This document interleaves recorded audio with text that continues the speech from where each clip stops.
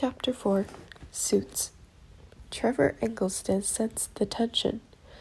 6 years after he and Megan had met, they flew to Belize for a holiday. Soon after they arrived, he proposed.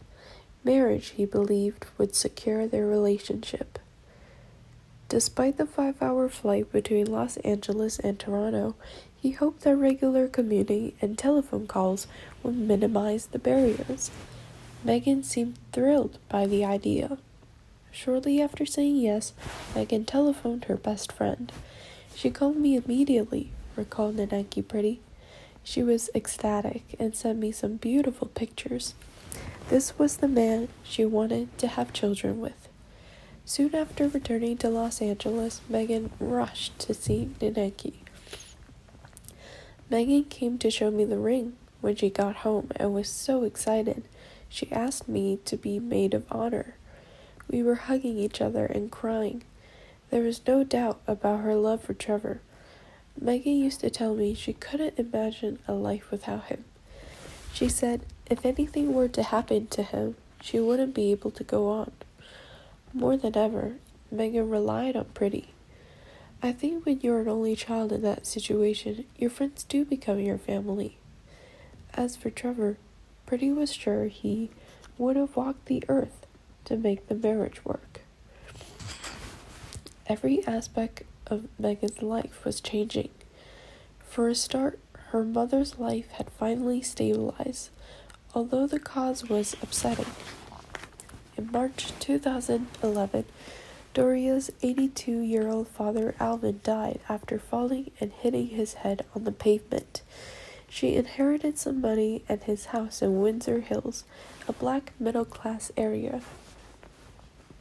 At the same time, she began studying for a degree in social work at the University of Southern Carolina. Thomas Markle's life also changed.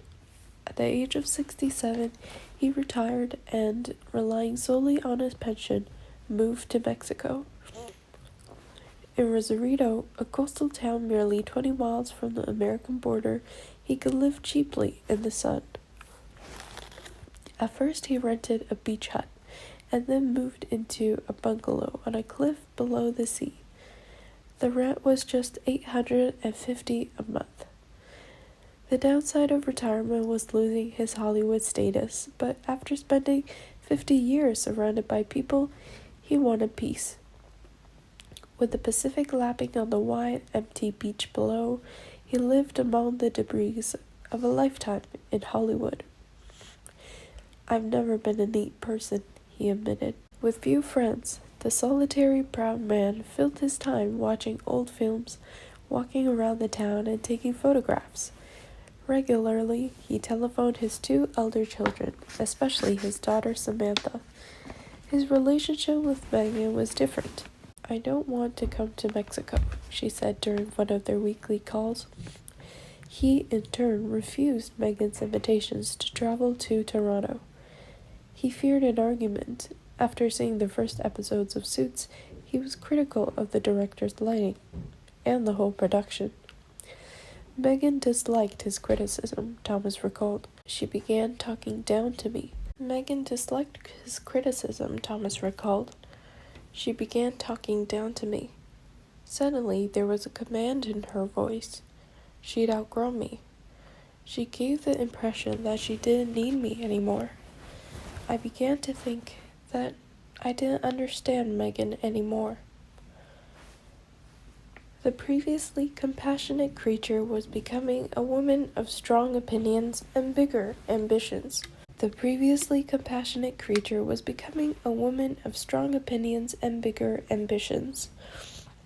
Flush with money, her sense of duty and obligation began to slip.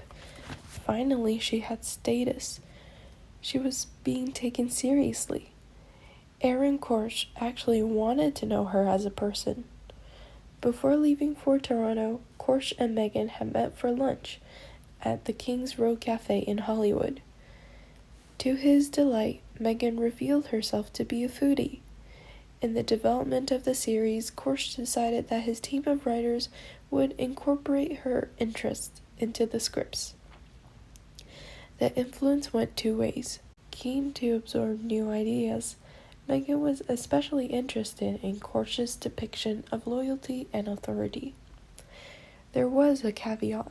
Although finally established after years on the periphery, Megan was the youngest of the cast. Ranked 6th actor in the series, she would not be mentioned in the publicity for the launch, not least because, by common consent, she was not the best actor in the show. Uncertain if Suits would be recommissioned after the first series, Megan needed a safety net, just in case. Like all actors, she was plagued by insecurity. Seeking work, she sent her reel to Pedra Harris, the casting director of Dysfunctional Friends in Hollywood, a highbrow comedy. She was aggressive in a good way, recalled Harris. She was very tenacious, driven. Megan was momentarily considered for a minor part, but the film's schedule clashed with Suits. Although she wanted to live separately, Megan had no alternative but to rely on Trevor. Life in Toronto was not glamorous, and the long hours made it hard work. Each day, Megan was collected by car from her small rented house in a tree-lined road in the Annex neighborhood. The driver dropped her outside a downtown concrete hangar. Filming Suits was a familiar experience, nurtured since childhood to embrace fellow actors, crews, and directors. Her professionalism shone. She was kind and sweet, recalled the producer, knew her lines and easy to talk to. During those first months, the Suits cast became her surrogate family. 2 actors, Rick Hoffman and Gina Torres, became particular friends.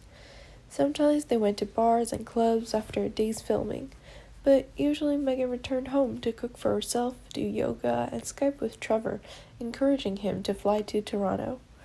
Often, she admitted, she spent time on the internet trolling for girlfriends. Frequently, she called Yankee pretty.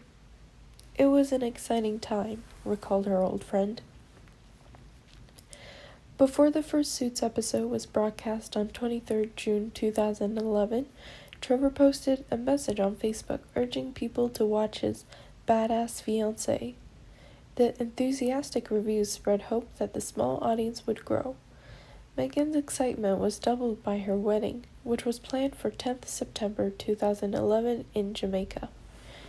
3 weeks before the big party, the Schmo Schno, a live podcast by Trevor with 2 friends, highlighted the difference between him and Megan. Swigging from a hip flask, Trevor described how he feared a splash on his suit while using a urinal. One of his friends suggested that Megan be invited to appear on their podcast. "She's a big deal, fuck off," snapped Trevor. Casual, earthy, untidy, and unpunctual, Trevor knew he was marrying a self-disciplined perfectionist.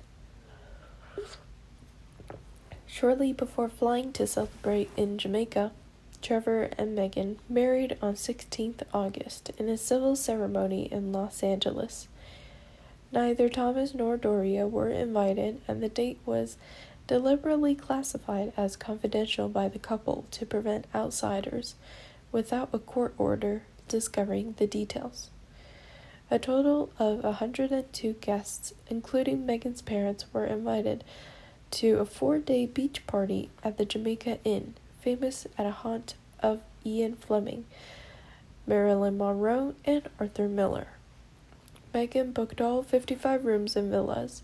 Guests paid for their own accommodation. Thomas Markle contributed $20,000 to the cost, partly by selling shares worth $6,000. "They didn't expect the money," recalled Thomas, "but I offered it. It's my daughter." In return, Megan and Trevor gave him a certificate for a journey anywhere in the world, which he did not use. Wheelchair-bound with multiple sclerosis, Samantha volunteered to stay away. She was represented by her daughter. None of Doria's family appeared. Thomas believes that none could have afforded the fare and the accommodation. In addition to the couple's friends from Hollywood and New York, there was a large contingent from the cast of Suits.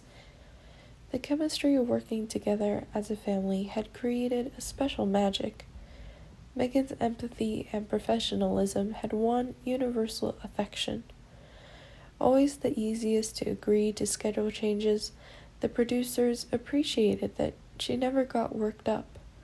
By then, many noticed the close relationship between Megan and Patrick Shea Adams playing Ross. "We grew up together over the course of the show," Adams would say about their special bond. The night before the wedding ceremony, Trevor described in his speech during the dinner a book he had prepared about his and Megan's lives. The book's conclusion, said Trevor, was his pledge to give Megan the family home she never has had. Thomas's and Doria's jaws fell. "We looked aghast at each other," said Thomas. "She had 2 good families and all the love and attention any child could want." Both wondered what Megan had told Trevor about her childhood. Why had she concealed her past? Or why had she distorted her origins? What other secrets, Thomas wondered, had his daughter told Trevor? For the first time, Thomas feared that his cooling relationship with Megan would be fractured by her inaccurate statements. In Jamaica, however, Thomas Markle would not let Megan's fantasies interfere with his pride, although another characteristic of hers emerged. She controlled the whole wedding like a sergeant, he noticed. There were times for everyone to be ready in costumes, for games, and for meals. I couldn't understand what she was trying to achieve. She even forbade anyone from taking photos. Despite her instructions, his beloved daughter was getting married, and he disobeyed. I went ahead and snapped. Naneki Pretty was the maid of honor. I started crying the moment I saw her in her dress. Meg literally shone with happiness.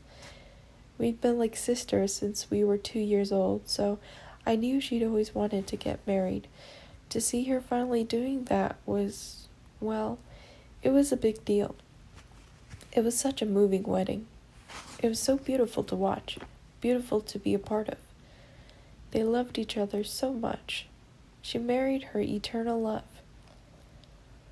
Dressed in a white suit bought by Megan, Thomas walked his daughter with Doria down to the beach for the ceremony. Trevor's father was waiting under the chuppah, the canopy for a traditional Jewish ceremony. His mother sat in front.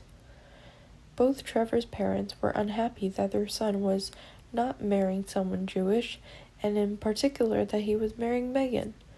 From their first introduction, both had disliked Megan's aloof self-interest. Over the years, she had shown neither loyalty nor intimacy to the Engelstons. Neither believed she would be willing to make the sacrifices for the creation of a proper family home. Trevor had ignored their opposition to the marriage. Since their son was determined to marry Megan, there was no alternative but to make the best of the situation.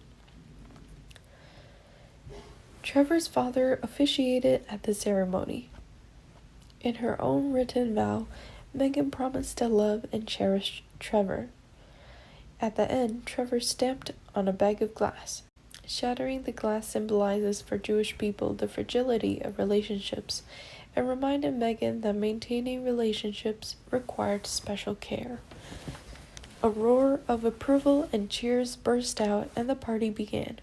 With reggae music in the background, the guests began drinking rum and lager and smoking the cannabis handed out to everyone in small bags by the couple. Unnoticed by the guests, Megan demanded the official video of the party. To Thomas Markle's surprise, she destroyed it soon after the wedding. She wanted no visual record of the marriage. By default, only her father's photos survived. On their return to Los Angeles, the couple lived in a small house off Sunset Boulevard. While Megan waited to hear whether suits had been recommissioned, Thomas Markle's mother became seriously ill in Los Feliz, his latest Los Angeles home. With increasing dementia and after a kitchen fire, Doris Markle moved to a residential home. Tom Jr. met Megan during a visit. I saw the private side of Megan, a genuinely caring, loving person. She had an amazing relationship with Doris, even though she didn't know her that well. Doris died on 25th November 2011. Thomas Markle's two brothers met Megan and Trevor for the first time at the funeral. By then, Megan had celebrated the good news that American Network had commissioned a second series. To celebrate, she bought a 4,800-pound Cartier watch. On the back was engraved, "To MM from MM." The second season would attract a bigger audience, about 1 million viewers, mostly young. One cliffhanger was whether Rachel and Mike would forge an intimate relationship. The subplot focused on Mike's personal life.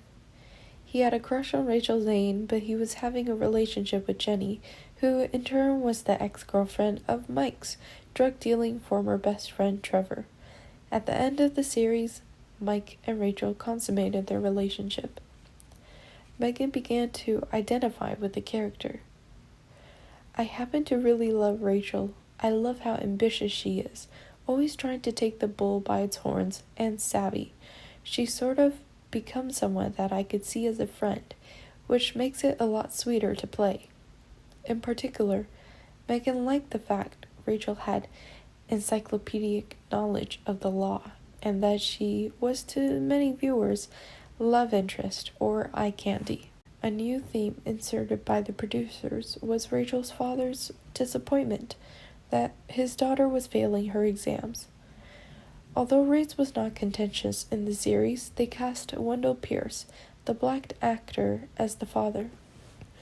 Pleased that the producers had acknowledged that she was mixed race, she had uttered one reference in the first series. "Do you think this is a year-round tan?" Megan had asked her boyfriend. Wendell Pierce's introduction provoked a racist response from a handful of viewers. "Ew, she's black," was one Twitter comment. "I used to think she was hot." Race still remained unmentioned by Megan, apart from a solitary protest in an unexceptional daytime Canadian TV show.